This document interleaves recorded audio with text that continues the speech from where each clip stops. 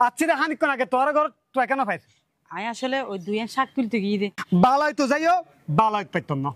তুই কি গজ্য মারার উপায় কি করছো মানে যে এলাহাত যে গ্রামত আর নছিনে যে শরৎ মিদে একটা চাইচরি করে আর দুজন হাই ফাইজম এটা বেকুন আর চিনে জ্বালাইব চল আর একখান জায়গা যাই গই যেটা হাই না হাই ফরি দেখুম আল্লাহর রাস্তা চলব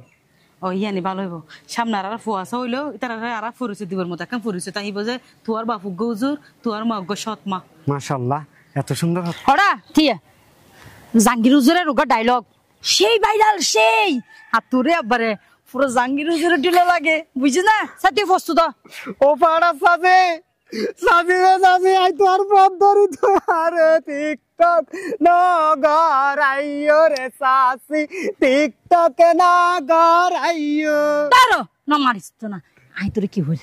ফাঁকা ফাঁকা আমাইনি বুঝছিস না আর গাছের আম ভাজি কাঁঠাল ভাজি আবার লেসু ওই বান্দরবান তো লেসু ফাড়াই বুঝছিস না তুই টেনশন ন করিস সাসি